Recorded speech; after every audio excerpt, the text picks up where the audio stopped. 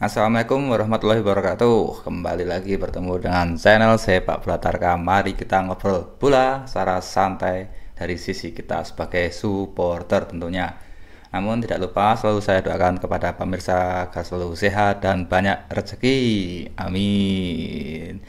Timnas Indonesia U23 berangkat ke Dubai menjalani TC dengan 5 pemain abroad atau pemain yang bermain di luar negeri. Ini membuat kita agak tenang karena pemain-pemain yang kita andalkan, yang kita harapkan bisa datang, ternyata benar-benar bisa datang. Hanya Elkan sama Nathan yang nggak bisa datang. 5 diantaranya adalah, saya bacakan, ada Justin, Pratama, Ivar, Marcelino, dan Rafael. Ini pemain-pemain yang kita andalkan, kita harapkan bisa membawa atau mengangkat permainan Indonesia di Piala Asia nanti. Dan sisanya adalah pemain-pemain yang bermain di liga lokal. Ada Persija, ada Borneo, ada PSIS, dan lain-lain. Persija malah menyumbangkan paling banyak pemain kalau nggak salah. Keberangkatan TC ke Dubai menurut saya ini sangat bagus sekali, sangat baik untuk menjaga kekompakan pemain-pemain kita. Nggak hanya di dalam lapangan namun di luar lapangan. Kita harus kompak, kita harus bisa berkomunikasi dengan baik sehingga akan menambah chemistry, menjalin chemistry di antara mereka. Memang sepak bola adalah bahasa universal. Tanpa mengetahui bahasa teman kita, rekan satu tim kita saja pun kadang kita bisa dengan melihat pergerakannya, dengan melihat matanya, memandang kemana, mau oman kemana, memang bisa. Tapi akan lebih baik lagi kalau komunikasi lebih terjalin lagi. Syukur-syukur pemain kita bisa bahasa Inggris, kan kita tahu bahwa pemain timnas Indonesia ada yang belum lancar bahasa Indonesia.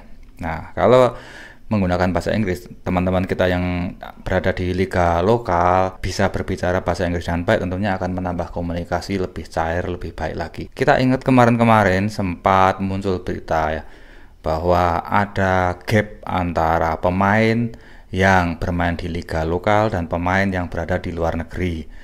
Ini menimbulkan kekhawatiran bagi supporter, ternyata di timnas ada gap. Namun setelah saya melihat salah satu podcast yang menceritakan bahwa ternyata gap itu bukan karena mereka ada masalah, ada permasalahan pribadi dan macam-macam, enggak. Ternyata gap tersebut murni karena kendala bahasa. Pemain kita banyak yang nggak ngerti bahasa Inggris, mau ngomong dengan seperti siapa, Rafael misalnya, atau ngomong dengan Elkan Bagot, mereka canggung karena ya malu karena nggak bisa bahasa Inggris, kikuk mungkin, sehingga terlihat seperti nggak pernah komunikasi, nggak pernah bercanda, dan orang lain di luar melihatnya seperti ada gap, ada geng-gengan tersendiri. Namun setelah dicari jalan keluarnya, akhirnya STY membuat peraturan ketika makan duduknya harus seperti ini, biar mereka dipaksa untuk bisa mengobrol. Ini sangat bagus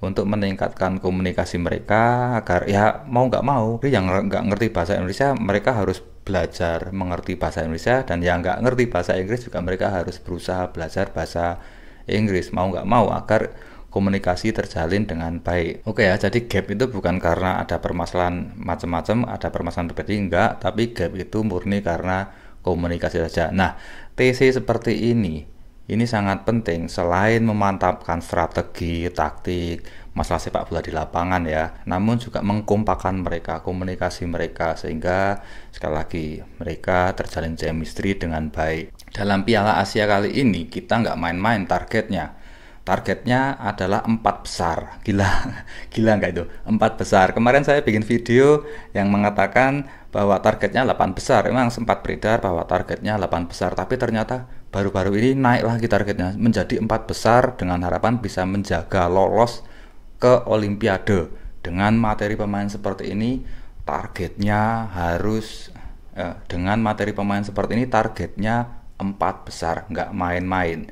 Ini sesuatu yang harus dipersiapkan dengan matang, detil, nggak boleh ada kesalahan, harus berjalan lancar, entah persiapan di luar lapangan, sebelum masuk lapangan, ketika bermain, dan macam-macam, semuanya harus detil. Nggak boleh ada kesalahan sedikit pun.